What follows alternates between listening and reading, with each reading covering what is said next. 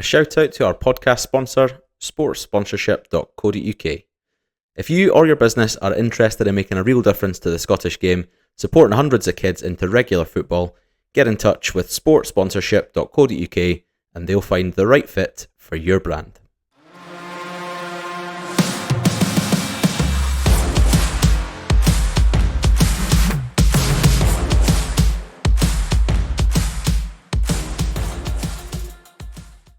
Hello, ladies and gentlemen, you fine people. This is Tom Leask, your host of Tinpot, a Scottish football podcast, here to give you another episode of our mini-series, Tinpot on Tour. Joined by my two best buddies, Matthew Strugnall, our championship experts. Hello.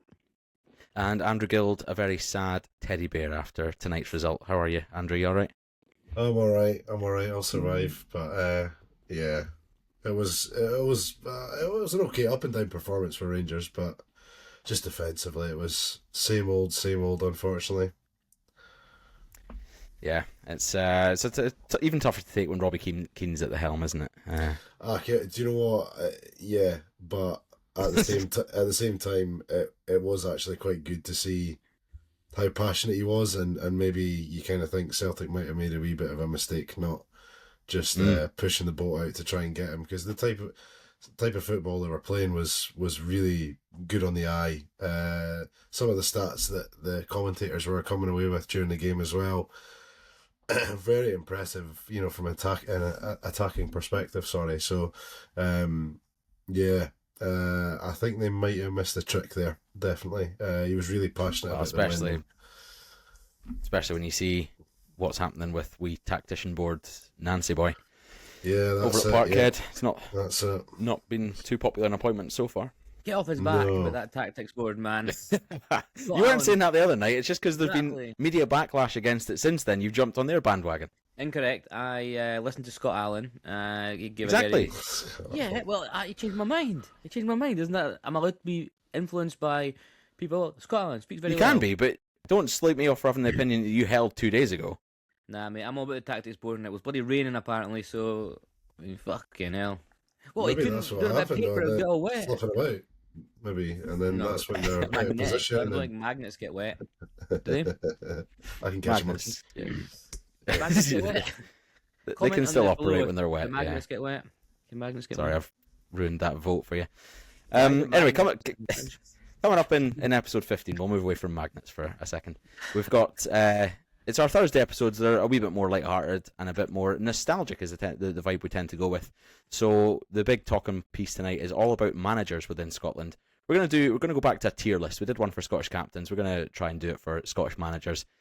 Andrew and Matt haven't seen who are on the tier list just yet, so we'll share our screen and we'll talk you through it if you're listening along to that. John McGlynn may or may not feature. I'm not going to give too much away. We'll then do our preview of this weekend's fixtures. There's a 3-point gap at the top of the predictor leaderboard, I think. Is it 3 or... Yeah, 3 points after Andrew's closed it. So yeah, we're picking matches from, I think, Premiership for you, Andrew. Is that right? I actually go and check my notepad. Yeah, I think it is Premiership this time, yeah. And Matt's sticking to Championship as he always does, and I'm back down in League One again.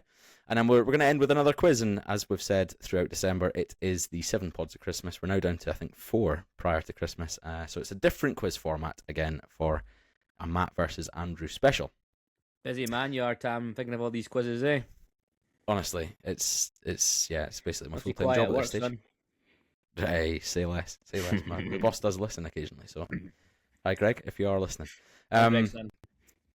Before we get stuck in, some news broke today, which I feel like we need to spend a couple of minutes covering, which was the ticket allocation and pricing for the FIFA World Cup. Scotland being involved, it was definitely all eyes on that announcement today. So the headlines are it's a minimum of $665 for Scotland fans to attend if they want to go through to all 3 matches. So these are our fans that potentially are on 32 loyalty points, which means they've been to every home game, every away game, and renewed for the last couple of seasons. Even if you've been to half of the away games and all of the home games, you're talking about 20 points, same situation. So really, really committed fans that have spent thousands and thousands of pounds over the last few years following Scotland are being forced to pay the best part of $1,000 to go and watch their team. Now, that's if you're lucky to get 3 of the cheapest tickets. If you are getting 3 of the most expensive tickets, it's going to cost you £1,800 to go and watch 3 matches of football. So the pricing's one thing. The second thing is the allocation, which is we've got 8% of the ground, which is about 5,200 tickets per match. Some of that needs apportioned for friends and family of players and SFA staff, etc., and corporate deals. So that leaves the supporters with about 3,800, 3,900 tickets per match. That's aside from the ballot. So, yeah, another money-grabbing spin from FIFA. The whole thing is just an absolute sham. The ballot, I'd imagine, is going to be a majority of local fans, those who've maybe never been to a football or soccer game, if you want to call it that, in their life. There's, I think, 38,000 SSC members. There's maybe 15,000 of those with 9-10 points plus. Why they can't just give every single one of those the option to get a ticket is beyond me. I have no idea. The Euros was much fairer. I paid €110, I think, for my 3 tickets to go to all 3 matches for those games. The allocation was much fairer. There was way more tickets available. So I don't know what FIFA have done. I don't know if it's something to do with the US soccer situation, but the whole thing's a fucking joke. Yeah, thoughts, I guess. There's no real question at the end of that. Thoughts are, it's just FIFA taking the joy and the love that we have for the World Cup, for football in general, and just sort of turning it sour and commercializing it and ripping off the hard-working everyman, to appease the fucking billionaires and millionaires that sponsor this fucking shite. Like, it's just grim. Like, it's so unfair on, all fans, really. Thinking from a Scottish perspective, to wait so long to get to a World Cup and for it to kind of... I mean, I'm sure it'll still be an epic event and it'll be, remembered, but it's kind of... It just leaves a bitter taste in the mouth at the moment, anyway. Just the way that the fans, the actual fans get treated, It's unfair. It's supposed to be the working man's sport, really, isn't it? It's supposed to be enjoyed by everyone. It was already inaccessible financially to a lot of people just because of where it is, but I'm not going to say that you can't have World Cups in places that are expensive to fly to, because you need that. It's meant to be a World Cup. It should be hosted all over the globe. I get that. But it was already bad enough with that. And now you see these ticket prices and the allocation. It's just a bit of a joke. And I read as well that £10 million or $10 million, up to 10 million, is going to be gained by FIFA just through refund fees alone.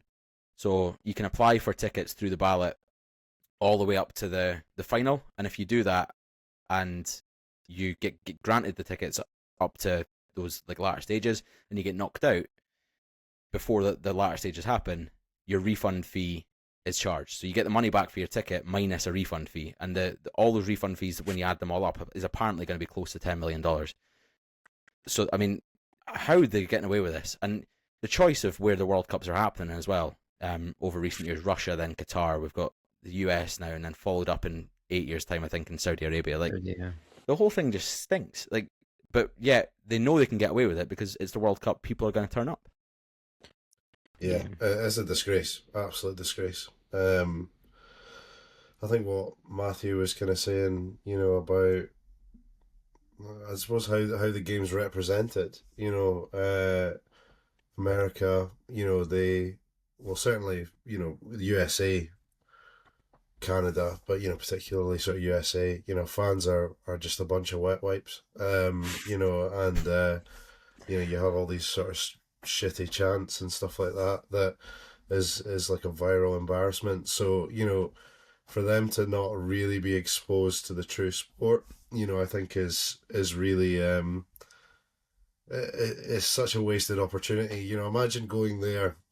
I've watched a couple of clips from different kind of news outlets in America, and they've been mentioning, how much they're really looking forward to having the Scots over, because they bring such a good atmosphere, and it's just it's party time basically, but not being able to actually enjoy that in the stadiums, to have a minimal percentage of Scottish fans in there, you know, and probably a maximum percentage of Scotch fans in there, you know, then it just ruins it. You know, it totally ruins it. So yeah, disappointing. But as you said, Tam, it's just all these countries that seem to be kind of, bribing their way probably into securing World Cups. You know, where's the next one going to be? Israel or something? You know, so it's a joke. You know, it really is a joke. It's just FIFA all over. Like, Infantino's clearly a massive like egomaniac, and obviously they got into bed with Trump, so they're just taking a leaf from his book of just fucking ripping folk off and taking advantage of people's sort of love, you know, people's sort of lives. Like, this is people's lives for a lot of these Scotland fans. It's been their lives for 28 years. They've been living to get to this moment, and to take advantage of that is just it's just pretty disgusting. Like, yeah, I think it's terrible. Also, just reflecting on FIFA, you know, when Infantino stepped up, he was stepping up after there being a huge crisis at FIFA, you know, in terms of corruption. I mean, are you telling me that all of these, you know, coincidences, you know, are maybe not then going to unfold as a huge scandal, you know, in the next 10 years? 100%. You know, it's embarrassing. He's just a politician, isn't he?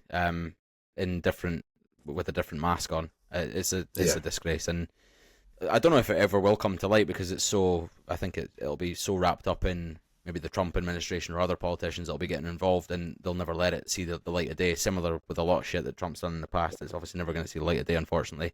Money talks, but he's clearly getting a cut for this, like, because they've set up a headquarters in Trump Tower. Either he's in bed with him, like, Trump's obviously taking a cut of this ticket money, probably. Like, he's just fucking rigged it so that he gets his share of the profits, like, and then they're just, as he's done so far in America, just screwing over the working man, but pretending that he's all for the people when he's not. It's just oh god, FIFA, man. Like, can we not just have European championships every 2 years? And invite like random clubs from the world, like they do in like Copa America or whatever. Like, just invite a few random world countries, you know. Euros. Yeah, I'm just jealous of, like, I don't know, my dad's generation that got to watch World Cups before all this nonsense existed. We're never going to get that again, I don't think. It seems like the whole thing's fucked. Money just rules it all. But one place that money doesn't rule it all is the lower leagues of Scottish football, and that's what we're here to discuss. Nice segue.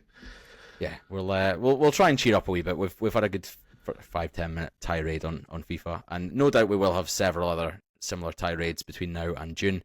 But for now, Tinpot on Tour, it's meant to be a joyous episode where we're talking all things Scottish football, so let's dive into that. Up first is our tier list, and that's the crux of this episode, I suppose. So I'm going to share my screen for those of you watching, and I'll try and do my best to narrate for those listening. We're just going to rank some Scottish football managers, so let me try my best to do this without breaking anything. Just a quick one, Tam, while we're waiting. Yes, before the World Cup, if you're going to America, you better delete this podcast, because I read today they're going to be checking like 5 year worth of social media. That's what Trump wants to do. So any content out there that's disparaging of the current American president, you better get that deleted, mate. Get it wiped. So, Tam in Guantanamo Bay. Tantanamo Bay. Happily, Or no problem. you could just start praising him from now on. Delete every episode before this. Just America is the greatest country in the world. It's the hottest country in the world. Yeah, well, it was so hot. Let me tell you.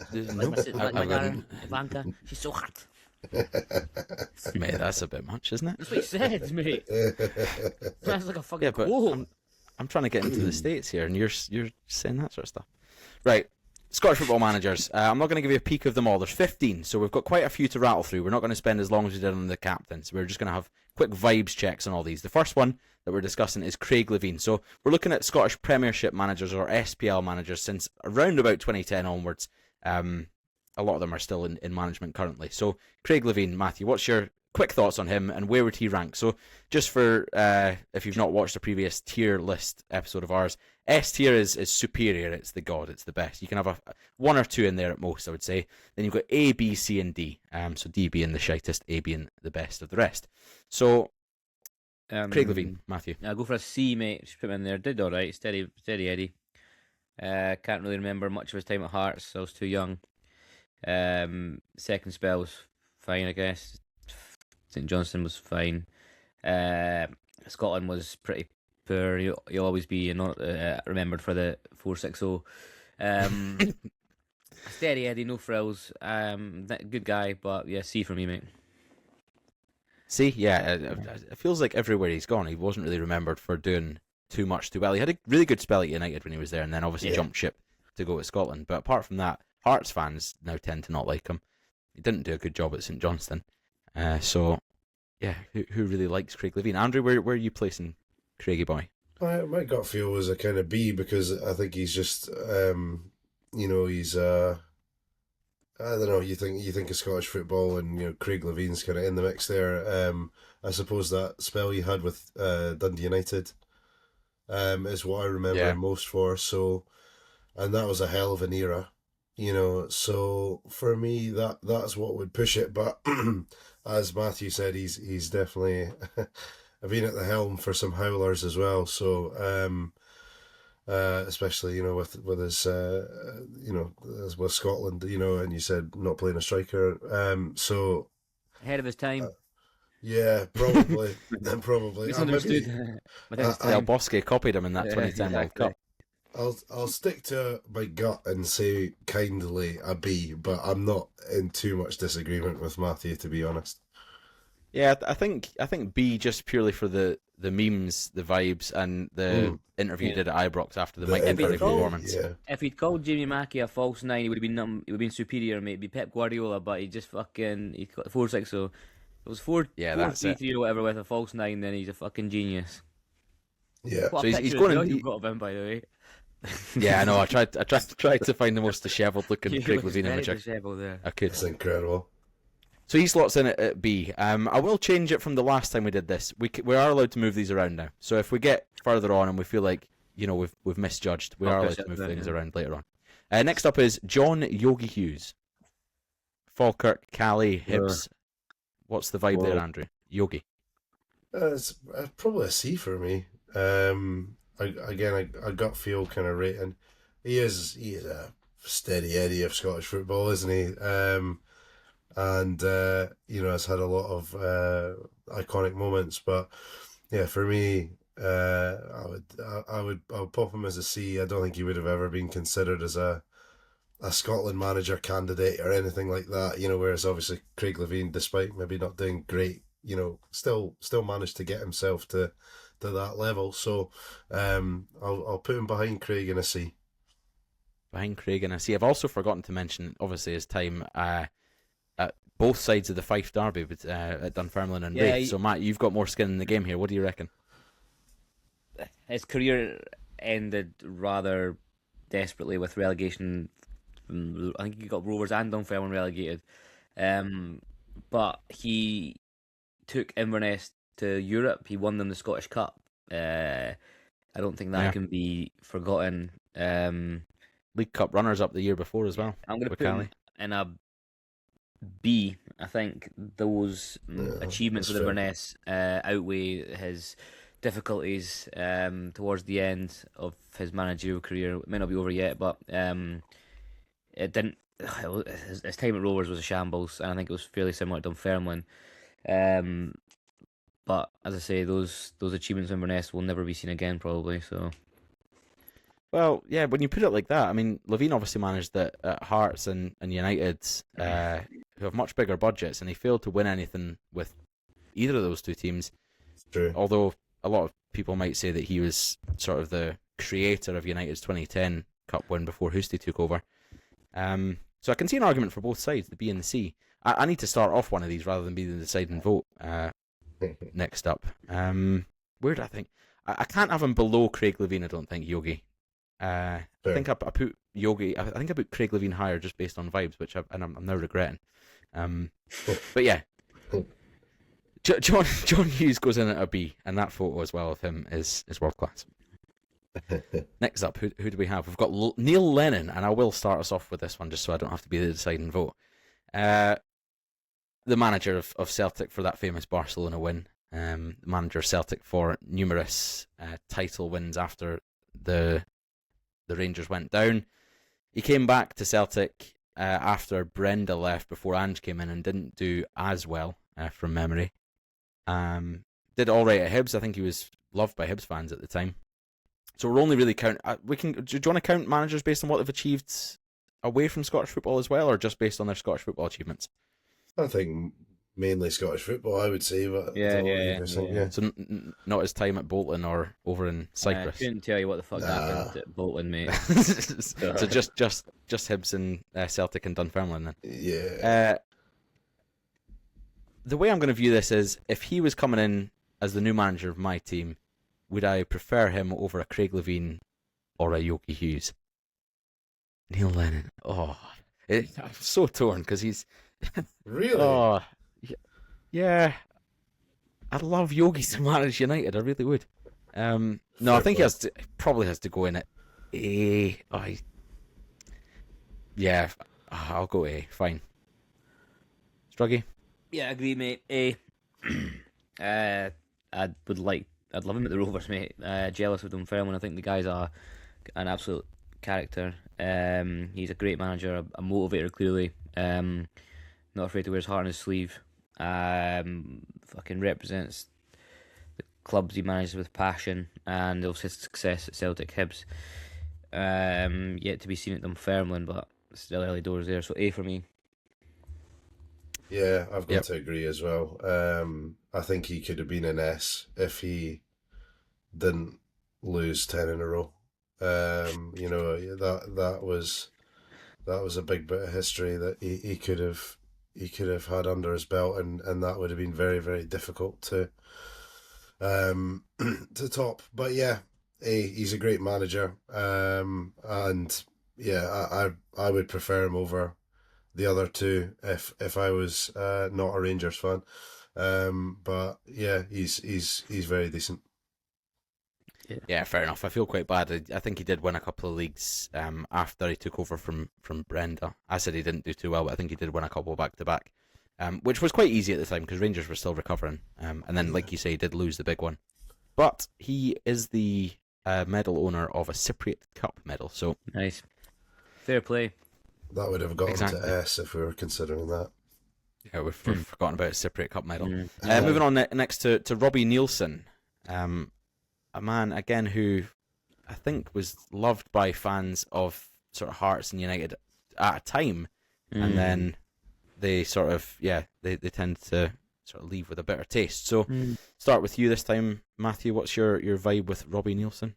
Yeah, he's had a strange relationship with Hearts fans, you know. When he first came in, they were obviously had been relegated to the Championship.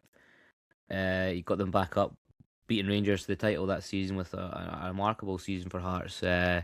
Osman Sow, Wabin and Gomez and Big Ozturk at the back. It was a great Hearts team, and then they did really well in the season after that. Then he fucked off to MK Dons for some unknown reason. Like, that was a bizarre move. And then ever since then, he's kind of, again, he had relative success at Hearts and won the Championship with Dundee United in the COVID season. Is that right? Yeah.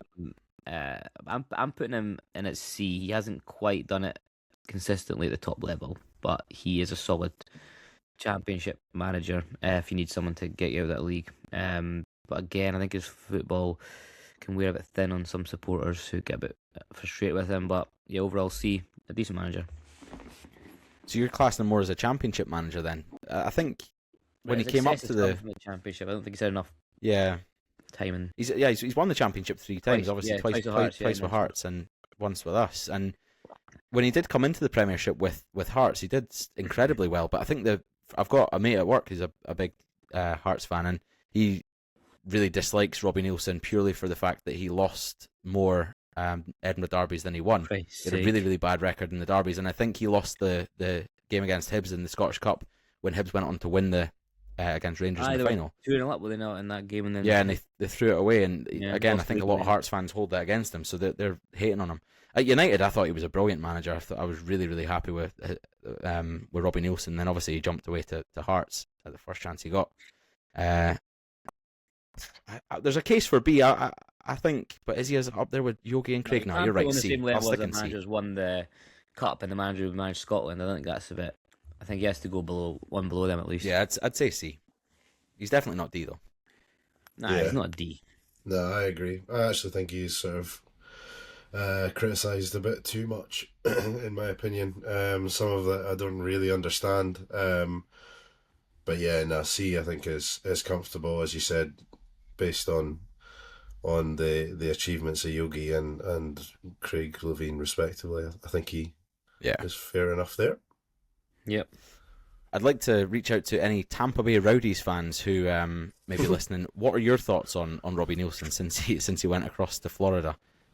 Maybe you like him. Maybe you think he deserves to be higher than C. Let us know. Hopefully, He's good on the Scottish Football Podcast on BBC. He's good. He's good guest on that. Like, he speaks quite a lot of sense. He's always on. Currently assistant manager in Belgium to Lee Johnson. So strange duo there, but to Lee Johnson of all people. He should be on the list. He'd be straight in D. Johnson. Useless. Next up is a man who needs no introduction. Mixu Patalainen. I'm not going to give you any other stats or facts about him. Andrew, purely off vibes, where are you placing Mixu? I mean, pretty high, I think, just because he's fucking hilarious. But nah, I'm just kidding. If it was purely based on laughs and vibes, it would be an S for me.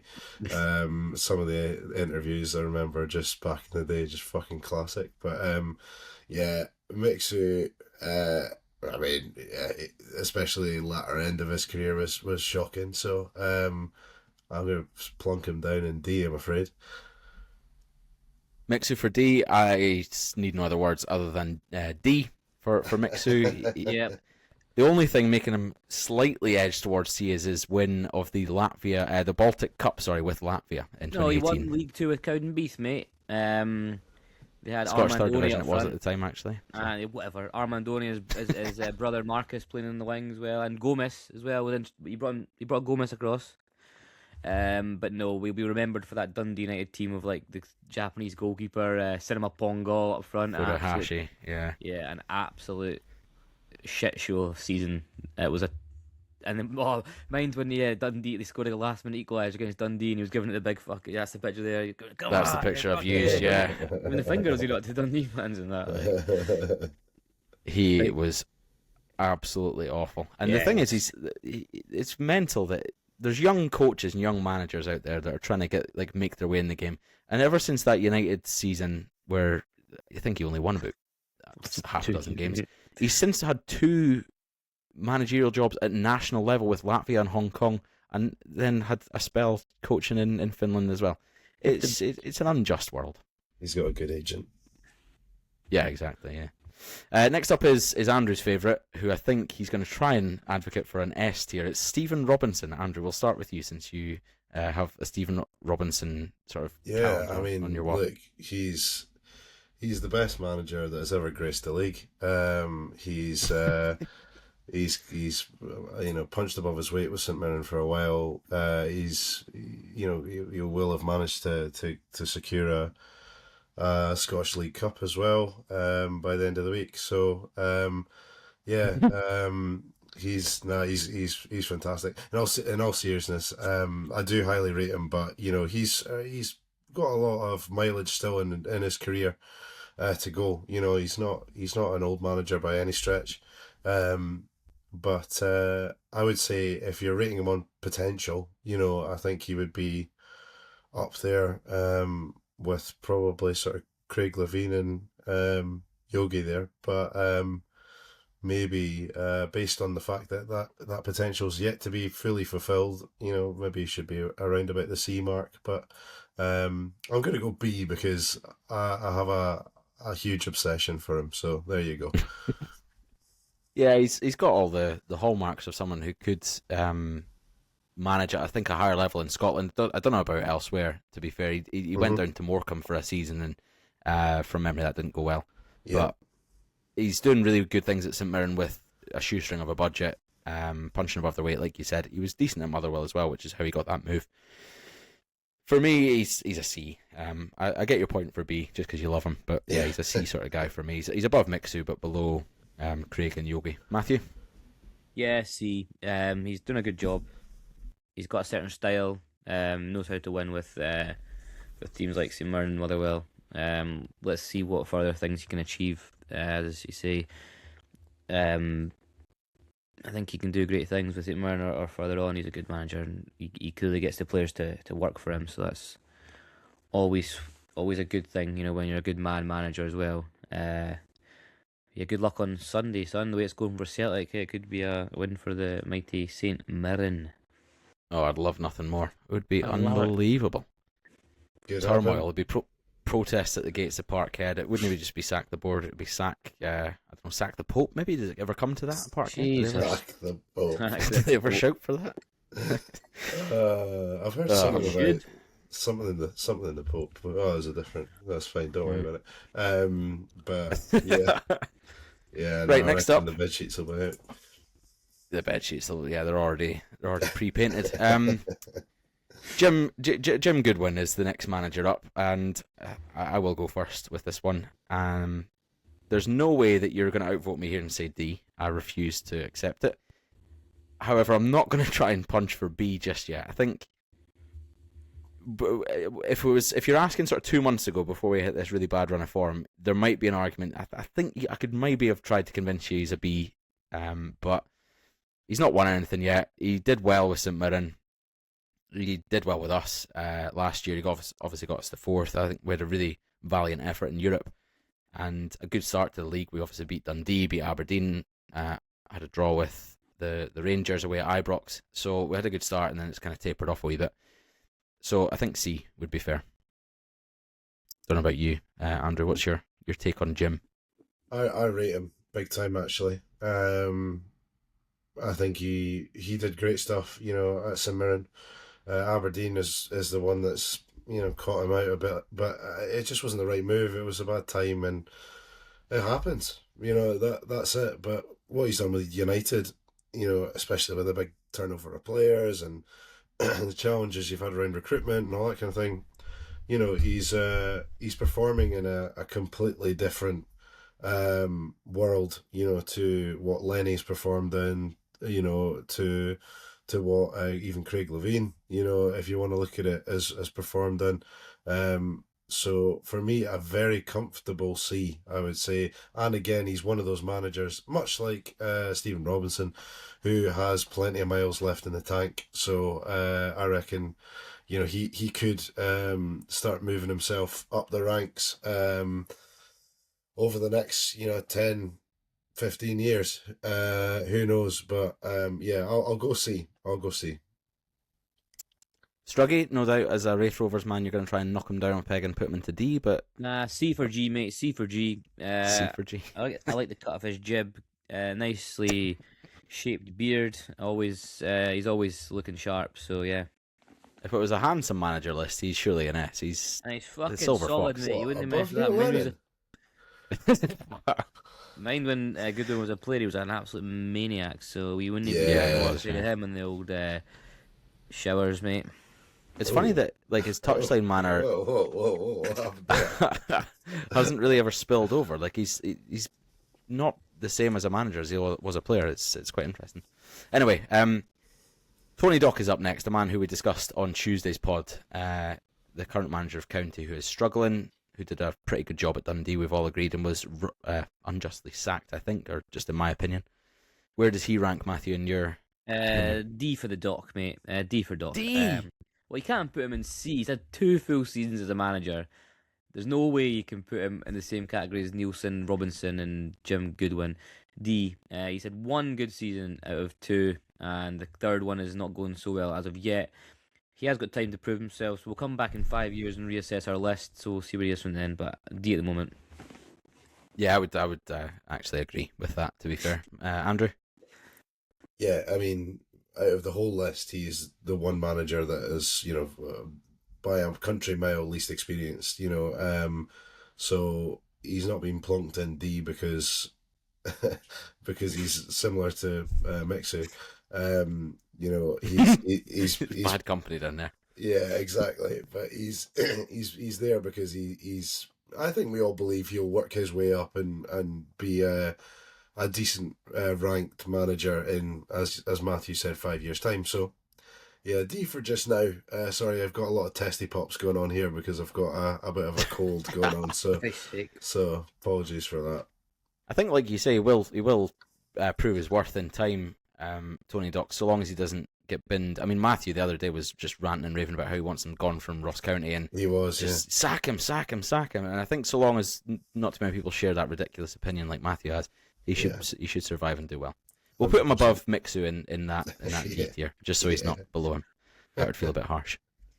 Next up is a man who we might have forgotten about. He's the Northern Ireland under-21 manager at the moment. It's Tommy Wright, the man who brought St Johnstone their first Scottish Cup back in 2014. What's your opinion on him, Matthew, as a gaffer?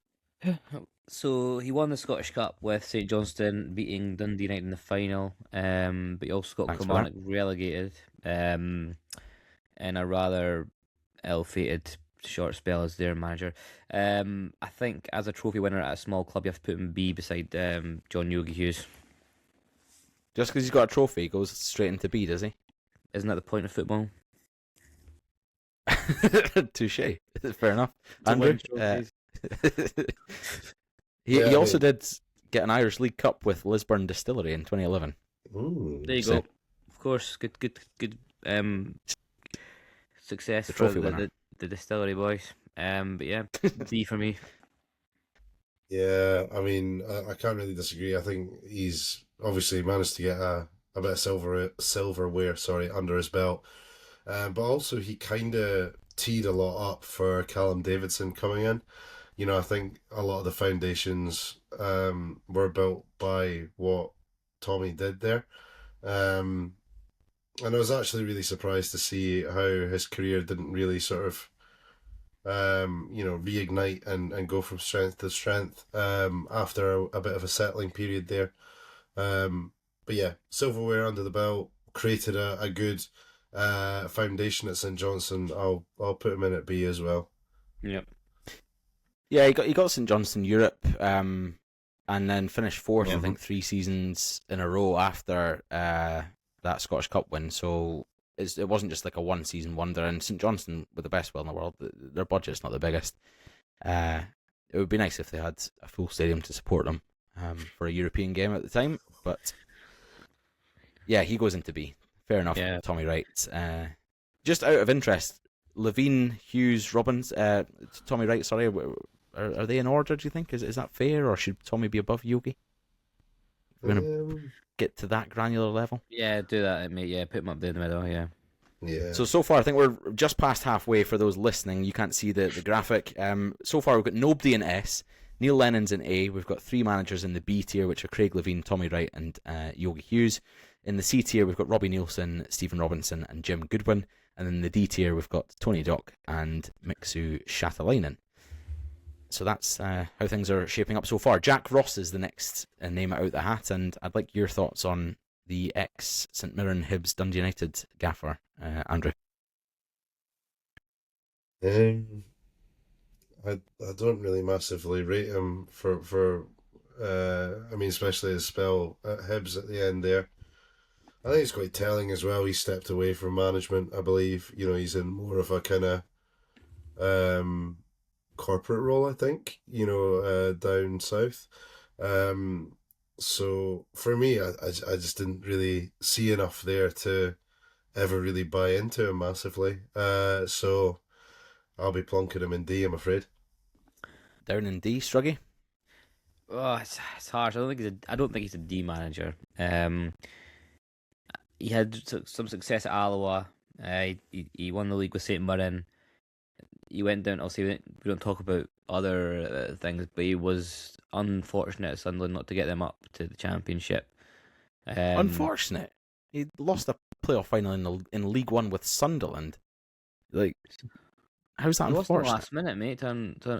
an own goal or some shit like that. Yeah, but Well, with unfortunate. surely the biggest budget in that league at the time, and you're having it finish fifth and then going to a playoff and you still lose. How's that unfortunate? Well, I'm talking for Getting very we're argumentative here. We're not talking about that fucking England stuff, so You brought it up. yeah. You shut me right down. Right, fine, just put him in D, whatever. No, I wasn't advocating that he should be in D. My opinion was going to be C as well. I think Nah, his name but he's not has done been enough dragged to- through the mud. Nah, he's all right, but to go with those boys as well, I think put him in put him D1. Yeah, I would say that as well. My last argument for a C would be that with Hibs he finished third. He got them to 2 finals and 3 semi-finals out of the 5 sort of cups he was going for, and the second final he got them to, he wasn't allowed to complete. It was like the Mourinho Spurs thing. He got binned before the final took place, and that happened because he lost 5 games in a row. And out of those 5 games, he got beat by, I think it was Aberdeen, United, Rangers, and Celtic, which, you know, it's just a bad run of games. Fine, I put think him he back did. to C. He did really well at Hibs, and he obviously won the league with St Mirren, and he got. I think the name Jack Ross is now tainted with the sort of 9-0 drubbing he got at United against Celtic and the Alkmaar game with United as well. I think, but is he at the level of Goodwin and Robinson and Nielsen? See, I'm it's saying. tough. No. Put him first in D. Well, Okay. Yeah, you would. Majority rules. Yeah, I think he has to be. you've convinced me that Is you there were not a case for wasn't Mixu to go into? No, Makes you to just go in the bin somewhere. Yeah. There's a new Z here for Mixu. Right, next up we have David Gray, obviously current manager of Hibs. You've just said, Andrew, that Tony Dock is the least experienced of the lot, but I think David Gray probably takes that crown now. Mm-hmm. Where's he going for you, Andrew, on this S to D scale? For me, it's a C for me, mainly because I'm comparing, you know, amongst the sort of quality within C and D. You know, would he be an appointment that you would want to see for, you know, a vacant manager's job for a lot of decent sides in Scotland? Definitely. You know, he seems to have a really good balance in his coaching style. He's shown that he's able to come back from a bit of adversity as well. You know, you look at how they started last season and then how he developed that team into a force to be reckoned with, you know. So he's got a hell of a lot of potential. I think he'd be in good company in C, but he would be sort of back of the queue, just based on the fact that, you know, he's not maybe quite achieved as much, or you know, doesn't have enough mileage in the tank there just now. But yeah, I would plonk him back a C. Struggy? D1. Oh, Small sample size. Hard to say how he's going to go. He's certainly got a lot of potential and he's doing quite well at Hibs, but to put him with established managers in C, I think would be unfair. So D1. so Gildy's gone C, lower C. Struggy's gone top of D. Jack Ross had a really good spell, didn't he, from the sort of end of last year right and through until kind of start of this season, where he's not had the best run of form.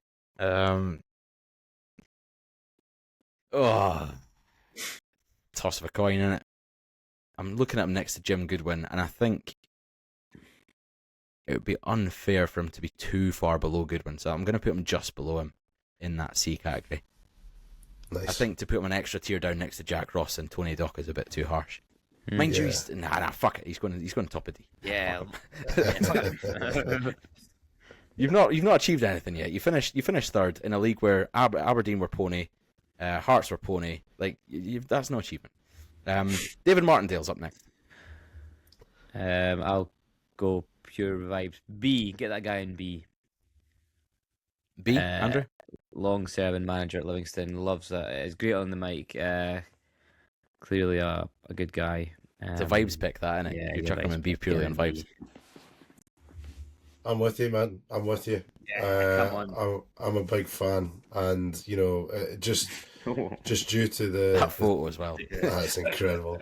Kind of sums him up nicely. But yeah, just due to the length of his tenure there, you know, and and everything he does for that club, and has done for that club, where you're looking at a lot of these managers, I'm sure, many of them will have gone the extra mile in lots of different ways. When you're literally going down to changing light bulbs, it's different gravy, really. So yeah, much respect for him. He hasn't achieved a hell of a lot in terms of silverware or anything, but he's managing Livingston, so keeping them up there for so long was a great achievement, and then bouncing back up after getting relegated. So yeah, I'll pop him in B.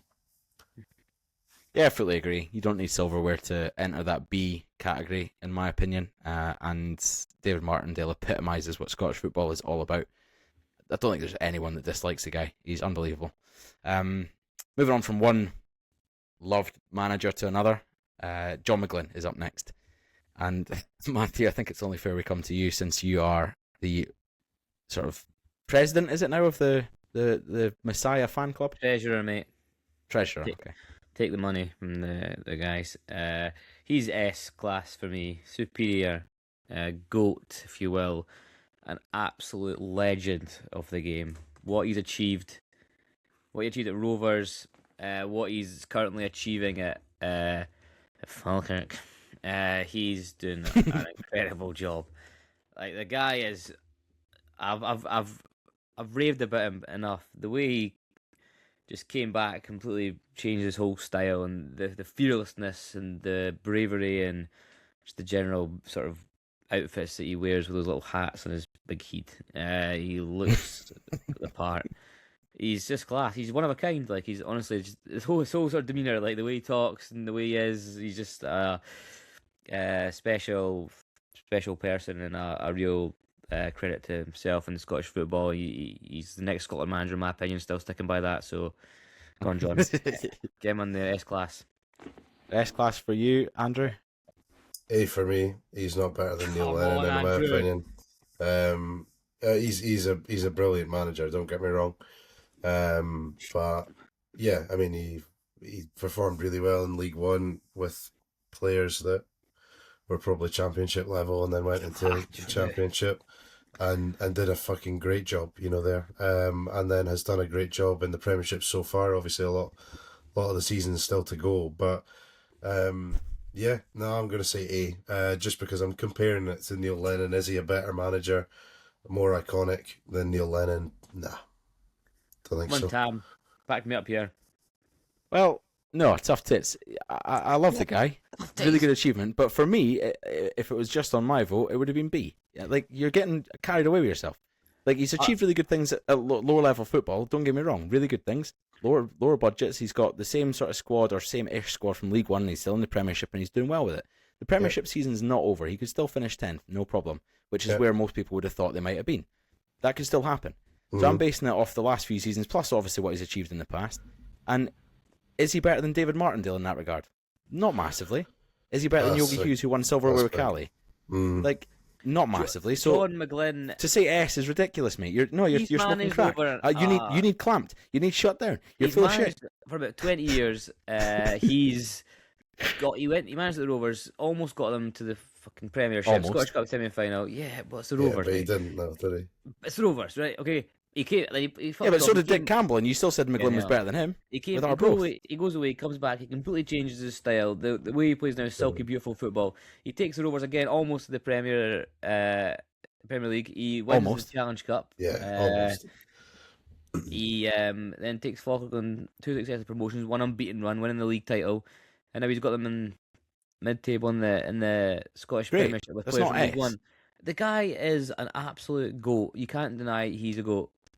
He's a goat. You just can't. He wears glasses that in the sun, they're like sunglasses. Then when it's not sunny, they just come back to normal lenses. I mean, come on. We've got 1S, 1A, 1B, so he does go into the lower end. Look at him. Look at those glasses, man. The guy's a legend. He wore tracksuit bottoms with a shirt and tie. Yeah, mate. If it's a vibes listing, he's number one. He's right up there. He's doing really well. But so would Mixu. So Mixu would be up there as well. And that's not the list we're doing. You cannot say John McGlynn and Mixu are in the same vibes. John McGlynn is just the ultimate. Look at the photo of Mixu. That's vibes central. What do you want to watch? You want to watch Mixu all day long. So many bald managers, man. Hey, like, Jesus Christ, 1, 2, 3. Hey, whoa. Easy, Tiger. 5 baldies. Next up is a man who is not bald. He is a Silver Fox. He's currently top of the SPFL Premiership. We're going to need to keep this one brief. We need to rattle through it. Thoughts in a few words, Andrew, on Derek McInnes. Where does he rank for you? A for me. He's just done amazing stuff at Aberdeen. He did pretty well at Killie, considering budgets, etc. And he's absolutely smashing it at Hearts. As you said, to take your point earlier, with John McGlynn, anything could happen, between now and the end of the season. So Hearts could end up completely fluffing it.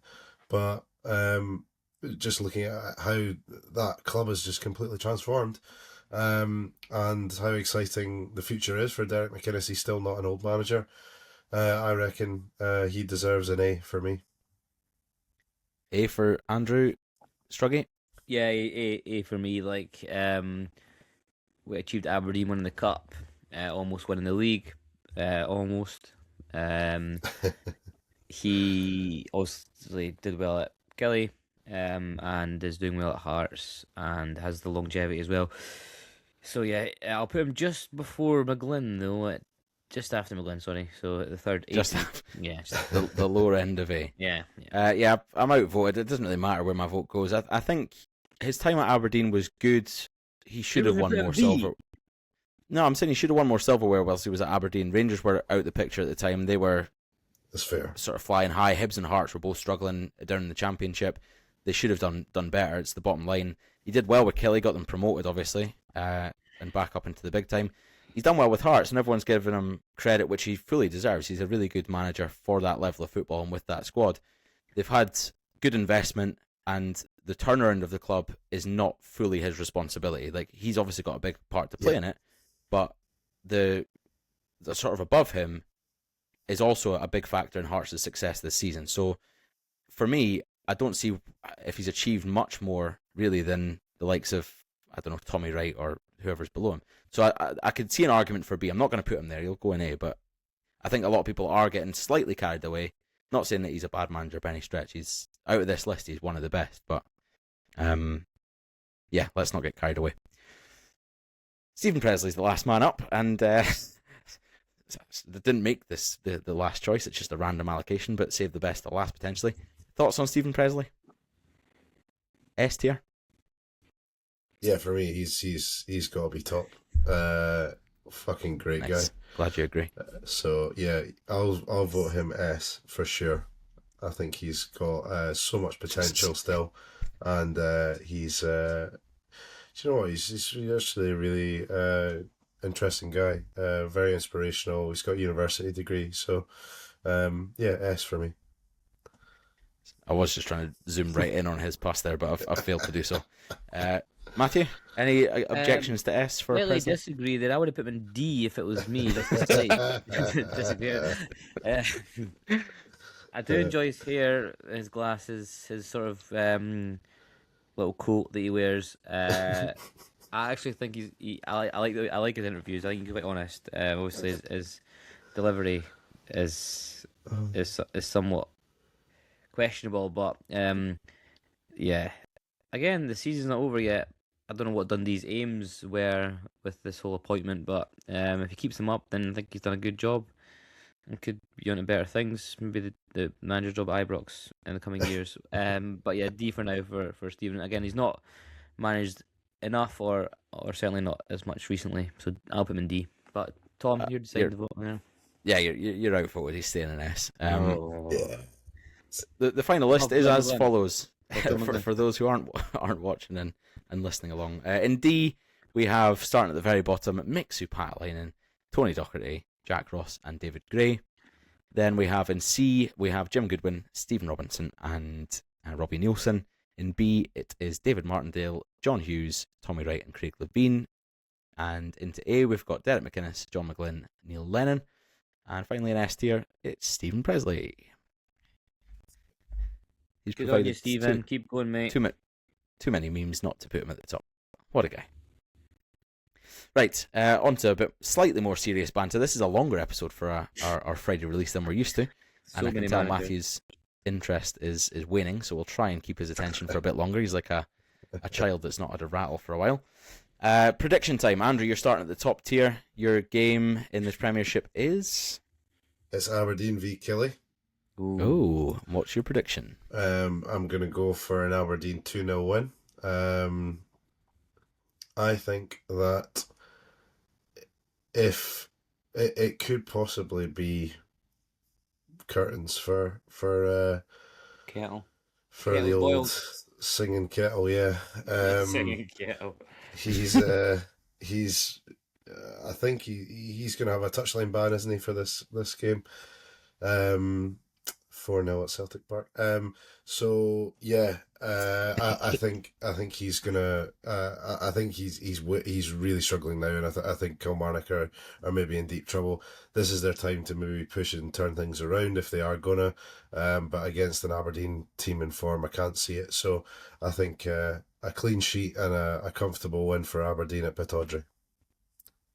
Yeah, they're flying, aren't they? Aberdeen, and I've said it for the last 2-3 weeks in a row. I think we were all wrong about Yimi Tillin. Yeah. After that bad start to the season, he has turned it around, and it shows that the fans clearly don't know all when they're sort of chanting for managers to get sacked, and the board makes the decision to keep him. It was the right call, it seems, at this stage, but long way to go in the season. So 2-0 Aberdeen is your prediction. Just to summarise, Matthew, Championship action. What's your game? What's your prediction? Oh, sorry. I was choking him on spit there. That was so partridge. It was actually.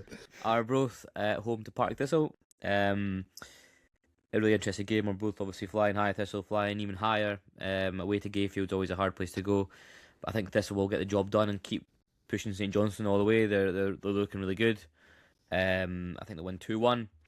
I think they will. Yeah, so they're really pushing Johnstone. Obviously, I was a bit sceptical about their chances this season under Wilson. I clearly underestimated his abilities. But yeah, they're seeming to keeping it consistent with the results, and they're scoring a lot of goals. So I think they'll continue to do that. And hard fought away win 2-1 Park Thistle. Come on, the Rolls, please. 2-1 Thistle away win. Interesting. I think I can see that one being a draw for some reason. Great. But yeah, gut feel. Andrew trying to sneak an extra bonus point in as usual, just in case. Why not? Oh, lovely stuff. Right, I'm looking at Scottish League One action, and it's first versus fourth there, up in Inverness against Hamilton Academical. Obviously, Hamilton having their off-field issues financially. There's a lot of news headlines about them. There could potentially be more points deductions in the future for them. Who knows? It's most likely, let's be honest.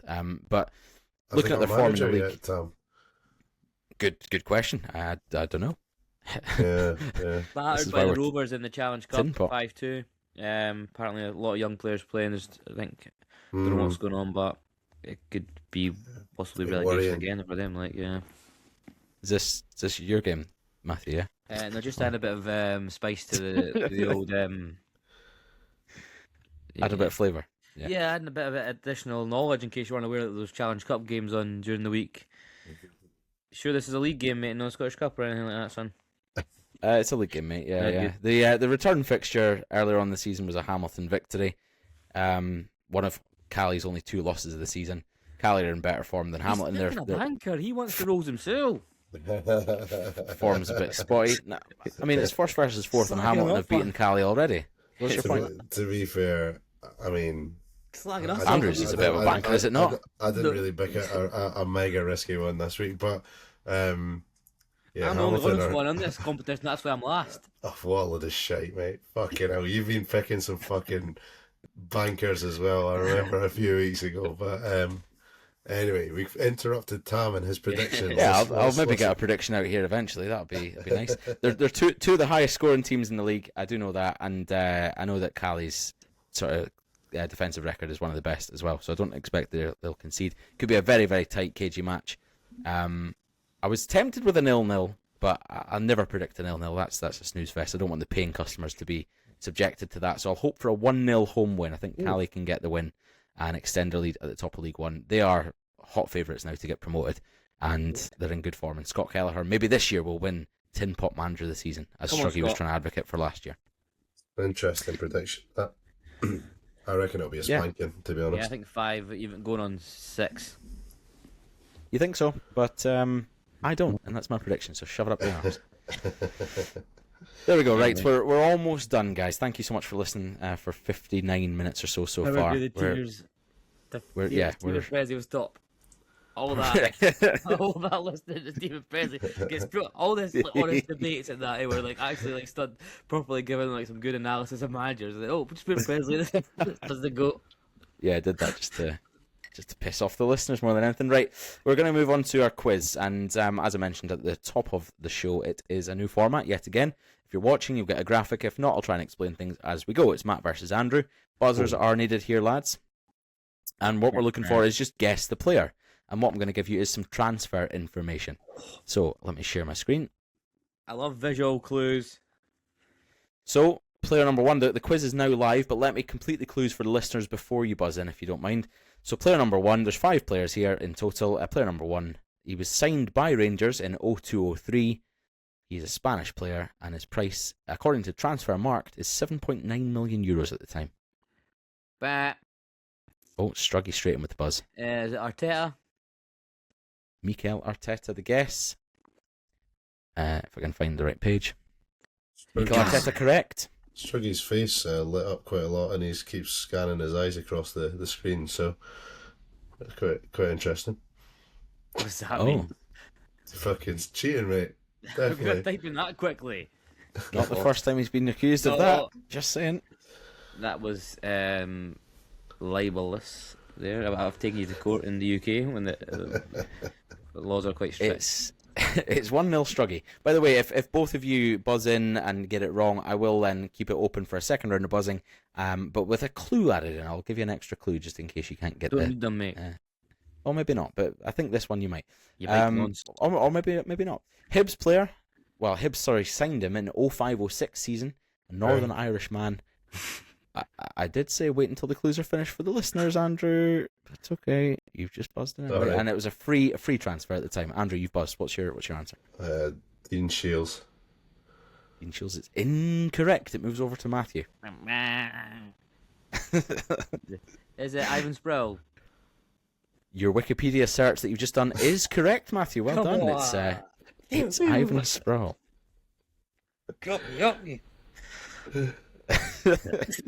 Unbelievable. 2-0 after 2 players. I will remind you both as I reveal player 3. Please wait until all clues are revealed. I have to Signed by before Wikipedia gets there. Shut up. This is a real tester, I must say. Signed by Aberdeen in the 2019-2020 season, a Venezuelan player signed for €925,000. Matthew. Hernandez. Full name? Dave. Dave Hernandez. Okay. Come on. Do I give that? Come on. I think you got to give. I mean, I'm never going to guess the first name, so I'll give it to you. It's a man called Ronald Hernandez. Striker. One season, fucked off the MLS.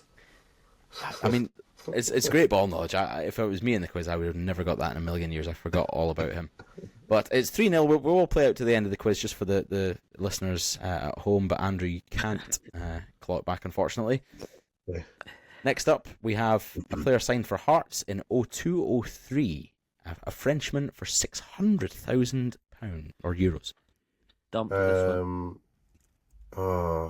What's his name? That's Matthew. No, it's not. It's Andrew. Was it Christian? Sorry. Nade? Yes, I did get the 02-03 thing miles wrong. It's not. It's 07-08 he signed. So apologies about that. But yes, you're correct. It's Christian Nade. Another time on the quiz, eh? Another Neil McCann gate. You're lucky the quiz is already over, but well done, Andrew. Apologies to those listening at home. Christian Nade was signed in 07-08. Take up with the ombudsman, Andrew, again if you'd lost because of that. Eh? Your final player, signed by Celtic in 2020-21, a Swiss man for €5.5 million. Swiss I'm man, kicking myself here. from Switzerland. All I can think of was that shitty boy that played for Rangers. What's his name? Cedric Seb Eaton. 4. Eaton, yeah, he was passionate, was he not? Yeah, oh yeah. He ended up doing quite well when he moved, but Bliss. I'm going to be really annoyed because I definitely know this I one. think I've got his name as well as a defender, I think, no? Yeah. No comment. I think He's not a was- defender. He's not a defender. I thought he was like Is he- maybe a right or a left back or something. Is he a midfielder? No comment. Is he a striker? No comment. Good, thanks, mate. Good stuff. Yeah, clue is that he's a striker. He was born in Basel in 1997, making him 28 as the quiz is being done. We're 28 now. For Celtic, he had 27 appearances and 8 goals. Decent. One season wonder. I do know. He was who at this Celtic is. for 3 years. Halfway through that, he went to Sturm Graz on loan, and then he got sold to Gaziantep in Turkey. Oh my! I can't He think, has man. 11 Swiss caps. I do know this. I will have to time you both out, Tell us. unless you want to take a stab. Nah. Give us a clue. Give us the initials. The initials are AA. What? That didn't help, did it? Andreas. I know who it is. Andrew. It is. I know who it is. I'm going to be so I'll annoyed. tell you what. I'll show you his face, just for those listening. You can see his face. See if that helps. Yeah. Oh, I know. Antennae or something like that. Ajeti. Antony Ajeti. is wrong. Ajeti. Yeah, he was is at West correct. Ham. Yeah. He was at West Ham. Yes, Albion Ajeti. £5.5 million tough. up the shitter. Up the shitter. Down the I shitter. actually rated him. To be fair, I thought he was actually a half decent player, but Less Not Swiss according to the bliss, Park more F like faithful. Swish yeah. pish. Swiss Colin Nish, mate. Yep. There we go. An hour and 5 for what's meant to be a 45-minute episode. Thanks so much to all of our picked too many fans, managers, our mate. listeners, our buddies. Well, it was meant to be quick fire. Well, I went too long on the John McGlynn. I should have just. Yeah, I got 6 too minute passionate again rampage about about him. how good he is. Right, that's us. Tinpot on Tour episode. It's Thursday, the 11th of December. Celtic have just been trounced at home to Roma, and the tactics board that Nancy has got on the touchline is doing no good, clearly. Maybe it will in the cup final at Hampden on the weekend. Who knows? But yeah, until then, thanks for listening. Subscribe, do all the usual shit, and have a ruddy good Friday as you're listening. Take Good care. boys. Right. Peace.